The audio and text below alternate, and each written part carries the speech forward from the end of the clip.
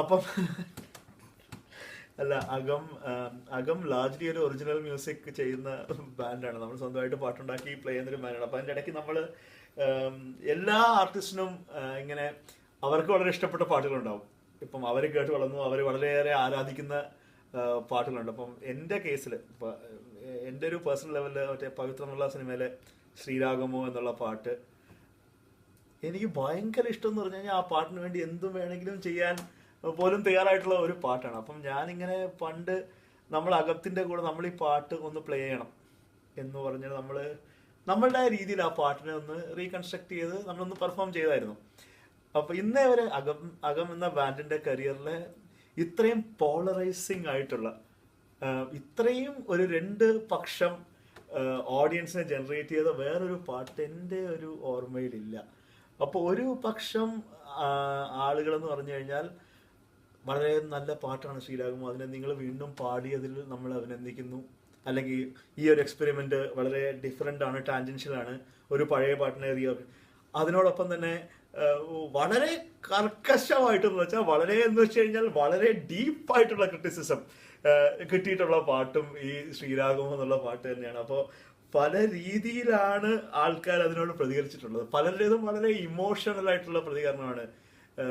നീ പോയി ദാസേട്ടന്റെ പാട്ട് കേക്കടാ, അതിന്റെ ശേഷം മോനെ എന്നുള്ളതിന് മുമ്പ് വേറെ ചില മനോഹരമായ വാക്കുകളൊക്കെ ചേർത്തിട്ടുള്ള പ്രതികരണങ്ങൾ വളരെയേറെ ഉണ്ട്. അപ്പം നമ്മളെ വളരെ വളരെ അഫെൻസീവായിട്ടും അബ്യൂസീവായിട്ടും ഇതിനെതിരെ പ്രതികരിച്ചവർ ഒത്തിരി ഉണ്ട്. അപ്പം ആ പാട്ടും യൂട്യൂബിൽ കിടക്കുന്ന ഉദ്ദേശം 2 ലക്ഷം വ്യൂ ആ പാട്ട് കിടപ്പുണ്ട്. അപ്പം ശ്രീരാഘവൻ തപ്പിക്കഴിഞ്ഞാൽ ഫസ്റ്റ് 4 പാട്ടിനകത്ത് അത് വരികയും ചെയ്യും. എന്ന് വെച്ചാൽ ആളുകൾ ഈ പാട്ട് സ്ഥിരമായിട്ട് കേൾക്കുന്നുണ്ട്. അപ്പം ഒരു 2 പോസിറ്റീവ് കമന്റ് വരുമ്പോൾ 4 പേര് എൻ്റെ കുടുംബാംഗങ്ങളെ ഒക്കെ വളരെ പുകഴ്ത്തിക്കൊണ്ടുള്ള ചില കമന്റുകൾ അതിന്റെ മുകളിലിടും. അപ്പൊ ചിലതിനൊക്കെ ഞാനും റെസ്പോണ്ട് ചെയ്യാറുണ്ട്. പക്ഷെ അതിന്റെ ലാർജർ പോയിന്റ് എന്ന് പറഞ്ഞു കഴിഞ്ഞാൽ യേശുദാസ് എന്ന് പറയുന്ന മലയാളികളൊക്കെ സ്നേഹിക്കുന്ന ആരാധിക്കുന്ന മഹാനായ ഒരു സിംഗറിനെ റെപ്ലിക്കേറ്റ് ചെയ്യുക എന്നുള്ളതല്ല.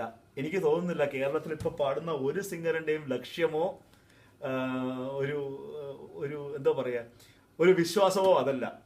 നമ്മളൊക്കെ എൻ്റെ ജനറേഷനിലുള്ള എല്ലാ സിംഗേഴ്സും യേശുദാസിനെ ദൈവമായിട്ട് കണ്ട് അദ്ദേഹത്തിന്റെ പാട്ടുകൾ കേട്ടും പഠിച്ചും പാടിയും ഒക്കെ വന്നവരാണ് ഇന്ന് കാണുന്ന എല്ലാ സിംഗേഴ്സും. അപ്പോൾ ഒരു പാട്ട് കേൾക്കുമ്പോൾ യേശുദാസിനെ ഇൻസൾട്ട് ചെയ്യാൻ വേണ്ടി എനിക്ക് തോന്നുന്നില്ല ആരും ഇന്നേ വരെ ദാസേട്ടനെ ഇൻസൾട്ട് ചെയ്യാൻ വേണ്ടി എനിക്ക് തോന്നുന്നില്ല കേരളത്തിലെ ഒരു സിംഗറും സ്വന്തം വീട്ടിൽ പോലും ഒരു പാട്ട് പാടി കാണുമെന്ന് ഞാൻ വിശ്വസിക്കുന്നില്ല. അപ്പോൾ ഈ പാട്ട് ഞങ്ങൾ പാടിയതും യേശുദാസ് സാറിനെയോ അല്ലെങ്കിൽ ശ്രീ ശരത്തിനെയോ അപമാനിക്കാനോ ഇൻസൾട്ട് ചെയ്യാനോ അല്ല എന്നുള്ളതാണ് അതിന്റെ ഐറണി. അപ്പം ഒരു സിംഗർ അത് പാടുന്ന കേൾക്കുമ്പോൾ നമുക്കത് യേശുദാസിനെ പോലെ ഇല്ല. ഒബ്വിയസ്ലി അങ്ങനെയാണെങ്കിൽ ഇന്ന് എത്ര യേശുദാസുമാരുണ്ടാവേണ്ടതാണ് അല്ലേ? പക്ഷെ നമുക്ക് കേരളത്തിൽ അപമാനിക്കാൻ ഒരു ദാസേട്ടനല്ലേ ഉള്ളൂ, ഒരു ദാസേട്ടനെ കാണത്തുള്ളൂ. അപ്പം നമ്മൾ അതിനെ ആസ്പയർ ചെയ്യരുത്. അപ്പം പലപ്പോഴും ഈ പ്രതികരണം, ഈ വികാരനിർഭരമായ പ്രതികരണത്തിനെ ഞാൻ വളരെ പോസിറ്റീവായിട്ടാണ് കാണാറ്. കാരണം എന്നോടുള്ള ദേഷ്യത്തിനേക്കാളും കൂടുതൽ അതിന്റെ ഒറിജിനൽ സിംഗറായ ശ്രീ യേശുദാസിനോടുള്ള സ്നേഹമാണ് നമുക്ക് ഓഡിയൻസിൽ നിന്നും കേൾക്കാൻ കഴിയുന്നത്. അതൊരു വളരെ പോസിറ്റീവാണ്. അങ്ങനെയാണെങ്കിൽ പോലും ആ പാട്ടിലേക്ക് ഒരു റീകളക്ഷൻ ചെയ്യിക്കാൻ കഴിഞ്ഞു. ഇത് കേട്ടിട്ട് ഈ പാട്ട് ഇത്രയും തല്ലിപ്പൊളിയായിട്ടുണ്ട്, നമുക്ക് ഒറിജിനൽ കേൾക്കാം എന്ന് കേൾക്കുമ്പോഴും ആ പാട്ടിന്റെയും യേശുദാസ് സാറിന്റെയും ശ്രീ ശരത്തിന്റെയും ഒരു കഴിവിന്റെയും ഒരു മാസ്റ്ററിയുടെയും ഒരു ഡെമോൺസ്ട്രേഷനാണ്.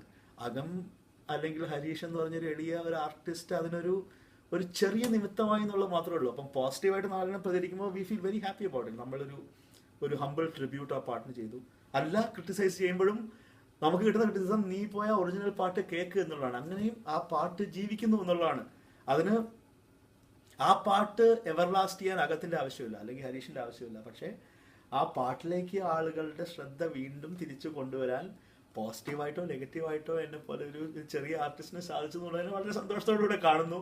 അതുപോലെ തന്നെ ഈ മലയാള ഭാഷയിൽ നമുക്കറിഞ്ഞുകൂടാത്ത പല പദപ്രയോഗങ്ങളും ഈ യൂട്യൂബ് കമന്റുകൾ വഴി പഠിക്കാൻ പറ്റി എന്നുള്ളതിനെ പോസിറ്റീവായിട്ട് കാണുന്നു. അതുപോലെ തന്നെ പലപ്പോഴും എൻ്റെ കുടുംബത്തിൽ ഈ കണ്ട ആൾക്കാരൊക്കെ ഉണ്ട് എന്നുള്ളതും ഞാൻ ഈ കമന്റുകൾ കണ്ടപ്പോഴാണ് മനസ്സിലായത്. കാരണം അവരെയൊക്കെ പുകഴ്ത്തി പലരും എഴുതിയിട്ടുണ്ടായിരുന്നു. അപ്പോൾ ഓൾ ഇൻ ഓൾ അതൊരു ഭയങ്കര satisfying and completely emotionally liberating experience ആണ് എനിക്ക് personally, as well as for the band. എനിക്ക് നല്ല ഓർമ്മയുണ്ട്. എനിക്കൊന്ന് ആ പാട്ട് ഇറങ്ങിയിട്ട് ഒരു മാസം കഴിഞ്ഞപ്പോൾ my family is trending on YouTube എന്ന് പറഞ്ഞ് ഞാനൊരു ഫേസ്ബുക്ക് പോസ്റ്റും ഇട്ടായിരുന്നു. പക്ഷേ ജോക്സ് എ പാട്ട് വളരെ വളരെ എപ്പിക് ആയിട്ടുള്ളൊരു പാട്ടാണ്. എനിക്ക് തോന്നുന്നു അത്രയും ഒരു കോമ്പോസിഷണൽ ഇൻറ്റഗ്രിറ്റി കൊണ്ടും പെർഫോമൻസ് കൊണ്ടും യേശുദാസ് സാറിൻ്റെ ആലാപന ശൈലി കൊണ്ടും അറേഞ്ച്മെൻറ്റ് കൊണ്ടും മലയാളത്തിൽ വളരെ കുറച്ച് പാട്ടുകളേ ഉള്ളൂ ശ്രീരാഗമോ എന്നുള്ള പാട്ടിനെ കിടപിടിക്കാൻ. അപ്പോൾ അത് പാടി എന്നുള്ളതിൽ ഞാൻ ദുഃഖിക്കുന്നില്ല, പാടി എന്നുള്ളതിൽ അഭിമാനിക്കുന്നു, പാടി എന്നുള്ളതിൽ സന്തോഷിക്കുന്നു. പക്ഷേ ഒരിക്കലും ശ്രീ യേശുദാസിനെ പോലെ ആ പാട്ട് പാടാൻ കഴിയുമെന്നോ പാടുമെന്നോ എന്ന് ഞാൻ ചിന്തിച്ചിട്ടില്ല.